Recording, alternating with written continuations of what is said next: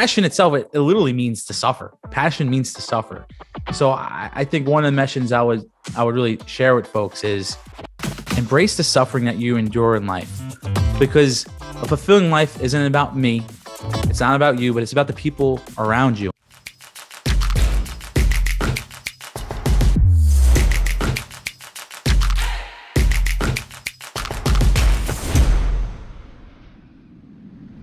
On this episode of the Creators Community, we'll meet Steven Mezzacapa, a business development engineer for one of the largest commercial construction companies in America, and a young man who can now add published author to his list of many accomplishments.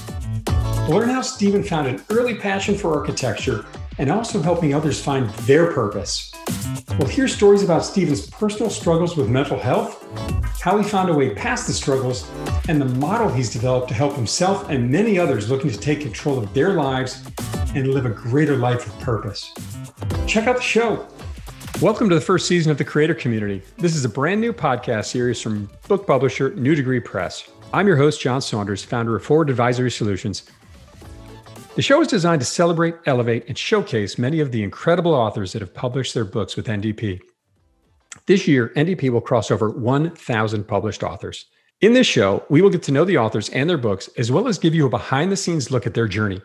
We'll find out what it takes to bring a book from an idea to being available wherever you buy books online. It's no easy task. Today, I have with me Steve Mezzacapa, author of Passion with Purpose, The Fire Within, Building a Life of Fulfillment, Destiny, and Impact. Steve is a business development engineer for Turner Construction Company, one of the country's largest commercial construction management firms. He graduated from the Pennsylvania State University with a degree in architectural engineering and was recognized as the nation's new face of civil engineering in 2016. Having a passion to build buildings since he was a child, Steve has grown to develop a passion for people and is on a mission to inspire, encourage, and empower others around him. This mission serves as a cornerstone of Passion with Purpose, an organization and movement founded while Steve was in college that he continues to operate today. Steve's book just published a few weeks ago and is available wherever you buy books online. Steve, welcome to the show. Hey, John, thanks for having me. Really excited to be a part of this podcast. You know, I can't wait to dig into your book. It's great to have you, but we can't wait to dig into your book. But I think a good place to start is learn a little bit more about your background and career. Could you share with us a bit of that story? Yeah. So like you mentioned, I graduated from Penn State in 2017 with a degree in architectural engineering. And I'm sure we'll get there. But one thing I've always wanted to do my whole life was build buildings, right? So, aside from building buildings, my dream is to work for Turner Construction, the company I work with now. So I began my career with Turner when I was 19 years old, an intern out of my first year of my freshman year of school. And I went on to continue to do 4 consecutive internships. And I talk about it in my book a little bit with Turner. And most of them were in Philadelphia. One of them was actually international in Mexico City, which was a huge experience that I had that really led to a lot more inspiration for this book. So I spent a couple years out of Turner's Philadelphia business unit. And now I live in Pittsburgh with Turner, and I work in business development and sales, which is a whole other world of construction. It's a really exciting part of the field to be in. So you've had a pretty broad experience, had a little global exposure in there. That's awesome. Getting to work in Mexico. Where do you think your interest in architecture came from? Yeah, it's really interesting. Growing up, my dad was he built residential homes, and then so at an early age, I would walk to projects and see what he was building, and I just loved being in the field on those homes, walking around and seeing things being built and being brought to life. So that's where the spark was brought about. So at an early age, I was always hands-on.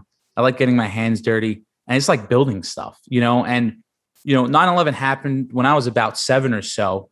And it's interesting because a few years after that, my aspirations went from building homes to wanting to build commercial high-rise structures. So I would say beginning in 7th or 8th grade or so, is when I really had these desires that went from just wanting to build regular homes to wanting to build mega structures and superstructures and skyscrapers. And that's kind of how I first learned about Turner. I was, only in 8th grade, and I knew that they built some of the world's largest buildings, and that's what I wanted to be a part of. And fast forward now, here I am, working with them. It's quite a surreal experience in a way. I mean, I feel like it's been in your life. It's been in your life forever. Were you a kid who liked Legos did you play with Legos as a kid? Right. I was obsessed with Legos, Connects. And then even 3D puzzles that came out when I was like in high school, which I still had a lot of fun with. So yeah, always liking to build things with my hands. But you know what's really interesting? Even before the aspirations to want to build, I wanted to be an author, which is crazy. I used to literally grab the stack of paper out of the printer, staple together, fold it, and say authored by Steve Mezzacappa. So it's really, it's really interesting how my dreams and aspirations came to be. And I talk a lot more detail in the book about how I really formed a lot of my dreams. But it's really interesting because I think things do come full circle. Again, like I mentioned before, I even wanted to build buildings. I wanted to be an author and I want to inspire people. So it's really interesting that even though accomplishing my dreams now, I still have that deep desire to really mentor other people, encourage other people, inspire other people.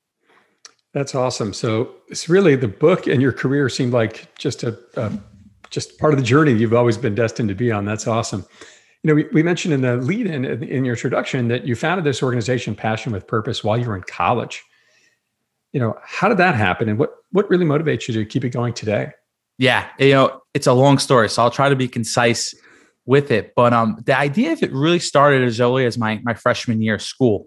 I grew up in Staten Island, New York, a pretty big city, but I went to high school with about 1,000 students. Could be decent sized high school. But once I went to Penn State, it was large, 40,000 undergraduate students, so a lot of students. But one of the biggest things I noticed right away on college was just like this culture of peer pressure, right? And individuals going into a new environment and feeling as though they needed to be someone else to fit in, right? And I think that creates a roadblock for really being truly authentic. So that was one of the first ideas. I was like, wow, one thing I noticed and observed, I was like, it'd be great if more students were empowered to really be their true authentic selves.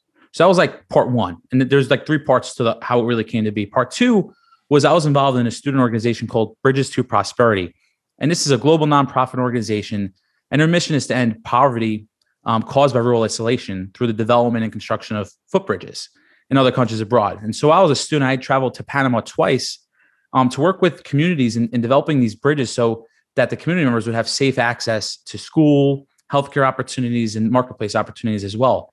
And one of the biggest things I learned from those experiences was that it wasn't about just going down there with the tools and resources to build a bridge, but there was a lot of this internal leadership that happened within the students traveling and also within the community. It wasn't just about going there to help build a bridge or, go through the engineering with the community to build it, but it was really about inspiring, encouraging, and empowering that community, right? And in this experience, I had this experience like what it's like to have a passion with a purpose, right? And before this phrase passion with purpose came to mind, it was passion in action, like this powerful thing that happens in the hearts of everyone involved in an endeavor when one's passion is being put into action, not for the benefit of oneself, but for the benefit of someone else. So that was part two of that experience. And then part three was kind of what led to this book and realizing that passion is actually complicated. It's not, a lot of people say follow your passion like it's a noun or a hobby.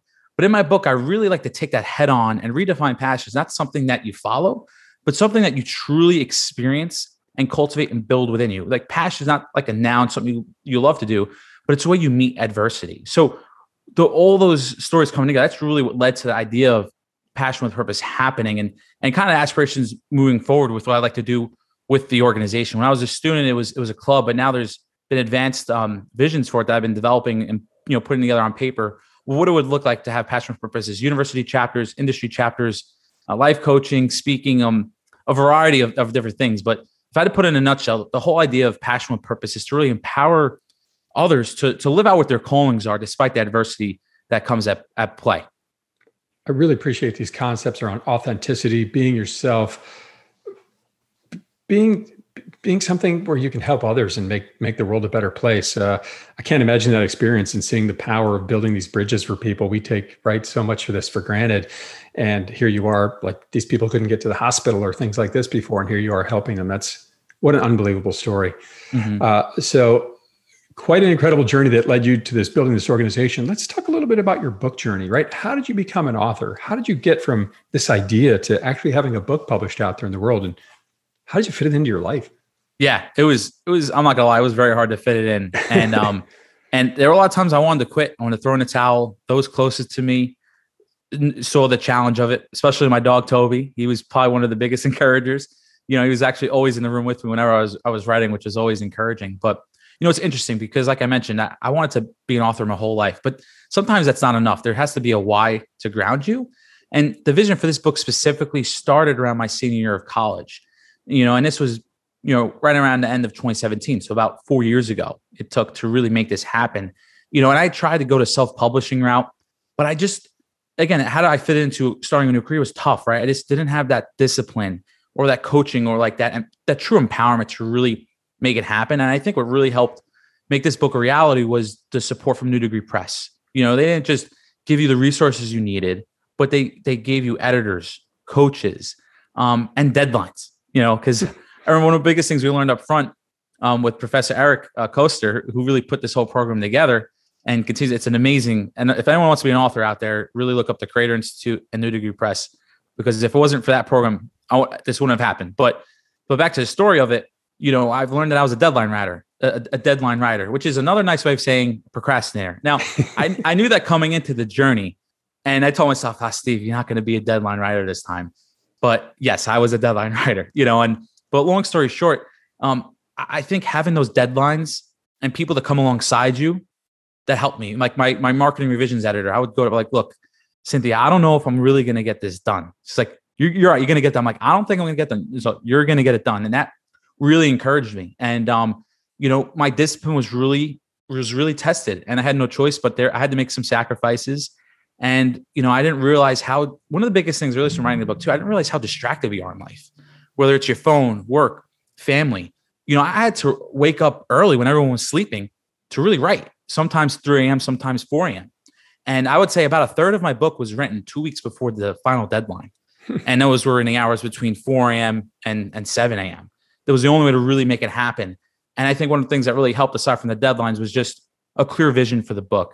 And I really thank God for that, because, my book is definitely rooted in my faith, and we'll get to that, I'm sure. But that clear vision, it wasn't just about me or just trying to live a dream anymore, right? It was, I think that what helped me stay true to this motivation was that this book would help others. And I think that's what really helped solidify and ground me in making it happen. Because if it was just to, achieve a dream, I probably would have gave up. But because it's bigger than myself, and it, there's a lot of different themes and concepts such as mental health in it. It's a serious, important book with important themes to me. And I didn't want to give up on that, because, it was one of those things where if I gave up on it, it would continually be in the back of my mind. That you wanted to get it done. Yeah.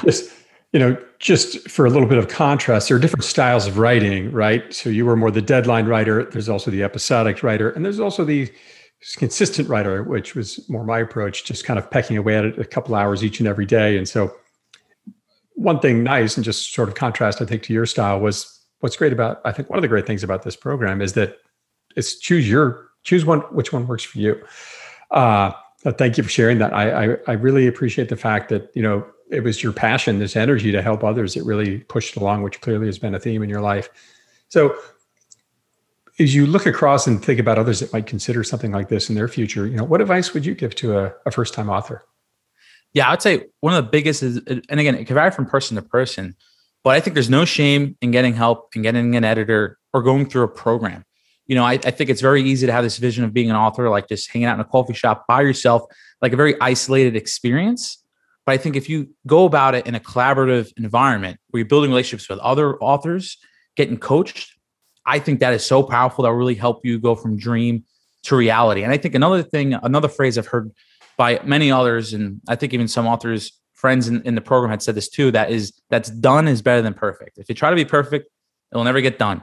One of the biggest challenges I encountered was all these different ideas. And so much so that I literally created a separate spreadsheet. And by the end of me writing the book, I had an idea about ideas for 20 other books.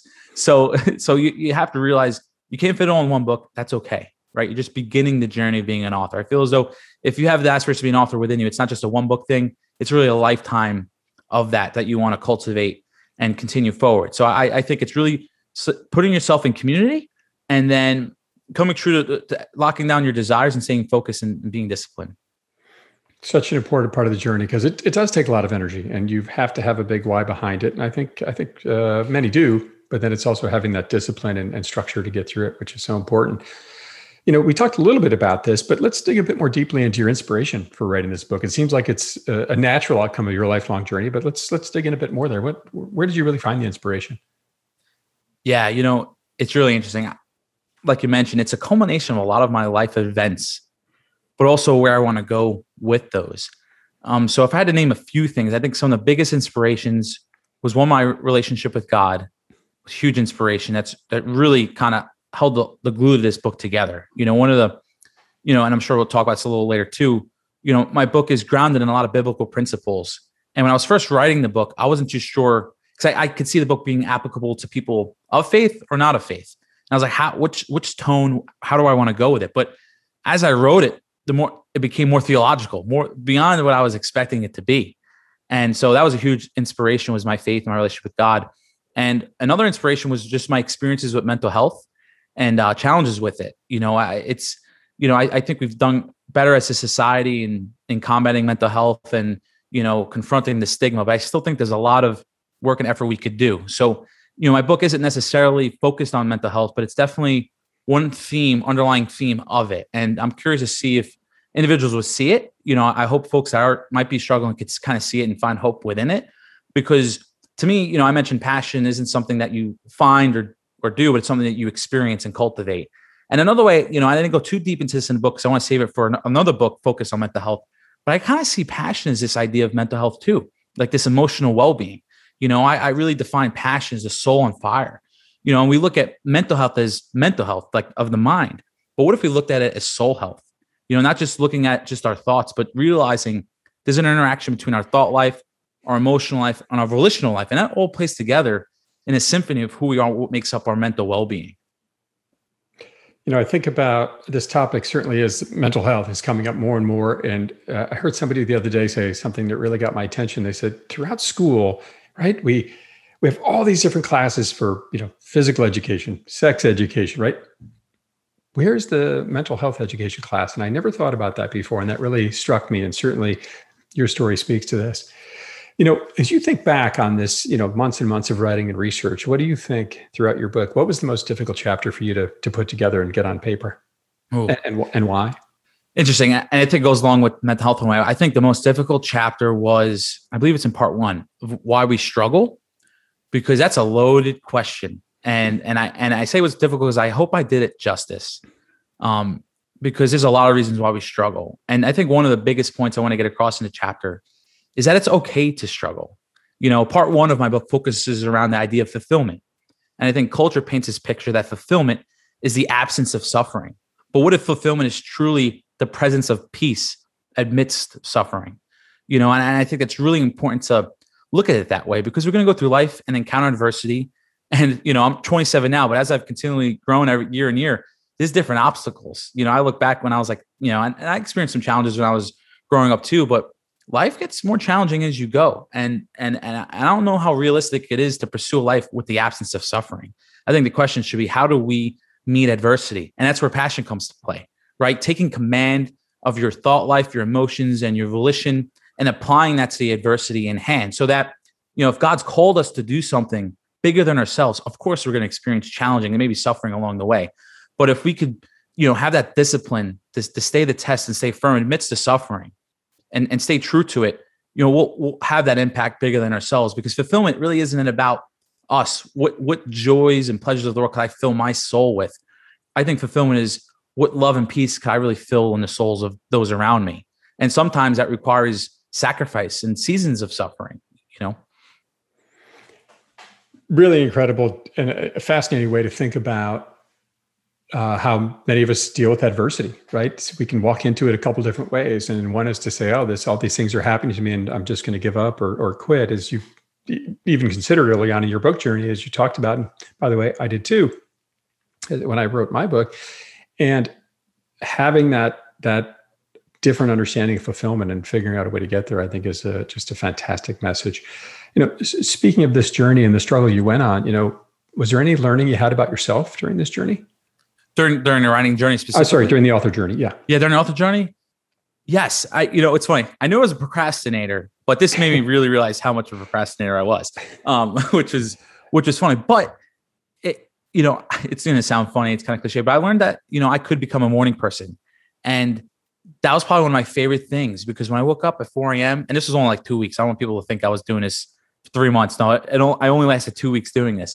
But I like to get back to it because there's something so peaceful about being up 4 a.m., 5 a.m. when no one's really up yet. There's no distractions. You can scroll on social media if you want, but there's no one bothering you. And you could just really have this peace and really confront the deepest thoughts that you have. So that was one of the biggest things I learned from the journey, which is something I really hope to apply continually in my life, is this idea of waking up earlier. And whether it's journaling or prayer, studying scripture, those are things I really want to incorporate more into my life. It made me realize, how, again, another thing I learned too is you don't have to go the journey alone, whether it's a dream to write a book or encountering adversity in your life. I think it's really important to involve community, but I think you have to discern which individuals you let in on your challenges in life. But, I think sometimes our fear to let others in could stop us from, getting others come alongside of us. But I think it's really important. I actually talk about this in part 3 of my book too, actually. That's about how the Holy Spirit comes alongside people to empower them. So this idea of letting people in on your journey to empower you, come alongside you, I think is really important. That takes a good bit of vulnerability, I think, right? And to expose yourself to someone like that and let them into that inner circle and see this struggle, this journey you're on, and ask for their help. And on that vein, you're pretty open about your mental health struggles that you've had in the book. Can you share us a little bit about that on your journey today and how things are going for you? Absolutely. Yes. Yeah. Speaking of vulnerability, it's funny. I know, especially because it's a long story, but it's interesting because I was nervous when I was writing the book to open up about certain things because I was curious what people would think, even more so with family, because I didn't want, this is quite a few years now and I'm in a great place now. But I was curious to see what would happen. But it's been positive since I've opened up in my book, and I'm happy I have, because I think it's easy to stay quiet about the challenges that we could face internally that no one knows about. Now, granted, I don't think everyone needs to know what's going on and one's struggling, but I think it's really helpful for a few people to know. But I had battled anxiety for a long time. Starting in probably 8th, 9th grade is when I really started to deal with anxiety, anxious thoughts, a little bit of depression. But at that age, I didn't really understand it or know it, so I kept it to myself.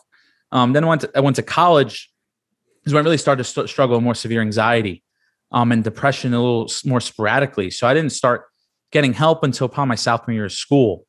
But when I was in school for 5 years in a 5-year program, once I came around to my 5th year, that's when I really struggled with depression in a way that wasn't just for a couple of weeks, but it was probably the entire year, last year of school. And it was tough, but it's funny, I look back with gratitude, because if I didn't have that experience, this book would have never been what it was. One of the books I thought about writing when I was in college was like, oh, how can I empower college students to go beyond academics and have an impact, right? Great concept. But this book is so much deeper than a concept like that, but it's about really how to restore one's passion, restore one's soul. And what happened, what happened was when I was in my last year of school, I had started to work with a Christian psychologist and really helped me, revitalize my faith. And it gave me a whole different perspective of mental health. I started to get hope, and I started to understand what I was struggling with, and realizing that there were ties to my childhood, and I always had this in the back of my mind. Like I knew I was struggling with anxiety. I knew I was dealing with depression, but I knew that there were reasons for it, but I just didn't know how to process and deal with that. My parents had gotten separated when I was about 9 or 10 years old. And my dad had struggled with addiction for a few years when I was growing up too. So I knew those planted seeds of rejection, abandonment, and plenty of other things, but I never knew how to really deal with that, how to reconcile that. And I knew that if I could walk through a journey of reconciling that, it would put me on a path to hope and restoration. And that's what happened that last year. I went on that process to confront the pain I had experienced in my life head on. And it was a long journey. It didn't happen overnight. It took probably quite a couple of years. Like I can't tell you when I went from being struggling to being okay. It was like a very long, drawn out process. But I feel so blessed to say for the past couple of years, it's sometimes hard to talk about what I experienced with the mental health struggles when I was in college, because it feels like not even real, because it's just not what I feel now. It's hard to, I can almost express it. I don't use this word lightly, but it's almost like a miracle of where I was to where I'm at now. So it's interesting. And that was kind of sometimes hard to talk about in the book, because I had to go back to my journal to be like, did I really feel that way? Because I don't feel that way at all right now. So I took in a couple of journal entries while I was in school, and I look back, I go, whoa, it's amazing where I was and where I'm now. And thanks be to God and for that. And what I'll just say to others that are listening, if you are struggling with mental health, I really encourage you to get help. There is no shame in it at all. Seek help, get help. And if you're working with someone and you don't feel like they're helping, then go work with someone else because they're out there. But have hope. I know it might be hard to say that. And I know people would say that to me, but I was like, you don't know what you're talking about, but just seek help. Don't give up and keep pushing through because it gets better. I know it doesn't seem that way sometimes, but it does. Quite a journey you've been on through your whole experience of different countries and the struggles you've been through in mental health and how you found your way through is pretty darn impressive. And you developed this model, right, around passion with purpose. And did it come from that struggle, or share with us a bit about how you came up with that model, if you would? It did. It absolutely did, and it's an amazing story because it brings together all of my experiences. So what happened was when Passion with Purpose was starting off as a club, there were three major words that were grounding it. The three words of inspiration, encouragement, and empowerment. And those three words are really at the foundations of the book as well. So, I those three words came to be because when it came to motivating students on campus, how do you really motivate others that are so busy with their academics to do things for a club? And I realized I learned from a leadership standpoint that if you keep them inspired, clear of the vision, if you keep them encouraged, making them feel confident in what they're going to do, and empowered, meaning they have the resources to do what they're going to do, they'll be motivated to get it done, right? And fast forward to my last school, and this is when I was really struggling with my mental health. And when I was working with my Christian psychologist, he had taught me the three aspects of the soul. And this is a major theme of my book that I talk about, the three faculties of the soul being comprised of our intellect, our emotion, and our will. Intellect being our organ of thoughts, our emotions being our organ of affections and desires and feelings, and our will being the organ of our choices that we make and decision making. So I'll never forget it. I was in a car in Panama on spring break my last year, and what we were doing, a couple friends and I, we were visiting all the bridges we had built, a part of that club called Bridges to Prosperity. So I'm sitting in the car, and I have this epiphany. I go, inspire, encourage, empower, intellect, emotion, will. Now, it wasn't that lateral, but I had the three groupings of words. And I just start drawing matching columns. I'm like, oh my gosh, inspiration affects intellect, encouragement affects emotion, and empowerment affects will. It blew my mind because I always wondered why those three words are so powerful, but it's because they're so powerful is because they are directly applicable to the three different aspects of the human soul. And that's where this whole idea of this passion and purpose model came to be. It's very much a leadership model you could use, but it even grown to be a spiritual model because in my book, I take that passion and purpose model and then I tie it to the Holy Trinity, God the Father, God the Son, God the Holy Spirit. And, you could ignite passion in someone else by inspiring them, encouraging them, and empowering them. But I've also learned too that you could let God ignite the passion within you by letting God the Father be the minister to our mind and our intellect, by letting Jesus be the encourager of our emotional life, and by the Holy Spirit coming along and being a minister to our will by empowering us. So when I started putting all these three together, that's what really made this passion purpose model come together. It's like these triangles, and you could see it on my website and within the book. But it's a really interesting model. It's really the cornerstone of the book and passion with purpose. And really how I interact with anybody that I meet. If I'm whether it's a romantic relationship, a friendship, a colleague, I want to leave them feeling inspired, encouraged, empowered, because it's going to breathe life into them. I think we live in a world where people are all about taking. But what if we give? The words inspire, encourage, empower. It's not about taking from someone, you're pouring into someone, because everyone is dealing with something in life. But so if you could just focus on breathing life into their intellect, emotion, will through inspiration, encouragement, empowerment, you're going to make a difference. I always tell people, you don't need to be Tony Robbins to inspire someone. All you have to do is speak positively to somebody. It's amazing what a positive attitude can do. And I love that you've created this structure to help people find that and develop it in their day-to-day lives. Mm-hmm. Clearly the book is rooted in your Christian faith, but do you think there are principles in here others can really benefit from? Oh, absolutely. I think probably the biggest challenge I encountered in writing this book was which audience I wanted it to be, because I knew that it could be written in a way that was more broad and more inclusive of different faiths and just even the absence of it. Just, it's like I mentioned with that passion and purpose model, it's really like a leadership model. So you really could apply it in a lot of secular ways too. And I think as I wrote it, it was tough. I went back and forth for years. And I think that was one of the reasons why it took so long to write it, was which way I wanted to go. But in my mind, I really wanted to write it. This is the first book and let it be the foundation. And this was the toughest book I would say to write, because I really had to ground it in scriptural truth and theology. So it was more challenging, but it is certainly applicable to, I would say, all people. It really is. And actually, as I was walking to work today, I was kind of drafting up the vision for my next book. And it's going to really be centered around leadership and passion and the passion and purpose model, and really just focused on leading people and really impacting people from the inside out. So it's very much so applicable. And I'm going to write a second book just to really demonstrate that too. I mean, so many great leadership principles you've talked about here, and empowering others, and having it be more about raising others up and instead of about yourself. It's just so incredibly important. One other concept that you mentioned in the book that caught my attention was this idea of a passioneer. Can you share with us a little bit about what a passioneer is? Yeah. Oh, yeah. There's quite a few different definitions. There's the faith-based definition of it, and then there's the more neutral definition of it. So from a faith standpoint, if you look at it like an engineer, a lot of engineers, they remove roadblocks so that the architect's vision for a building, for example, could come to life.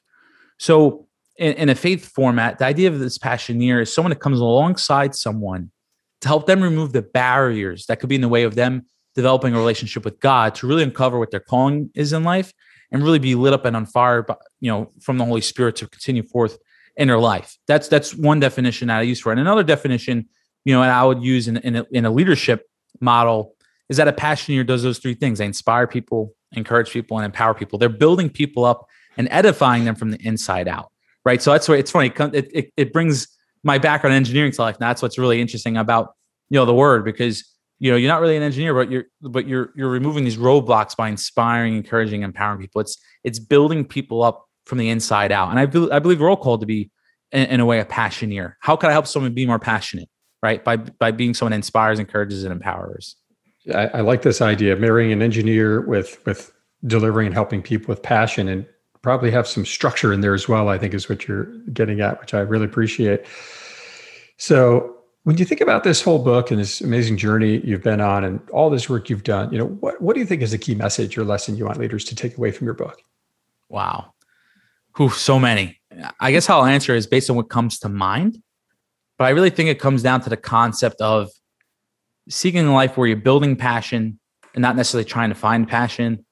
And also this idea of that suffering's okay, right? Passion itself, it literally means to suffer. Passion means to suffer. So I think one of the messages I would really share with folks is embrace the suffering that you endure in life, because a fulfilling life isn't about me. It's not about you, but it's about the people around you. And I've learned that when we overcome our struggles, we're put in a position to really encourage other people and come alongside them, and I think that's truly important. Help others. Don't be afraid to invite people into your journey and let them help you when necessary. Powerful, powerful message. Steve, I really appreciate the thoughts you have here. If people want to learn more about you and your book, where can they go to find you? Yeah. So the quickest way, you can go to my website, www.passionwithpurpose.life. You can find information on the book, and you could find all of the links to my social media as well. But if you want to find me quickly on social media, just search Stephen with a V, F period, Mezzacappa.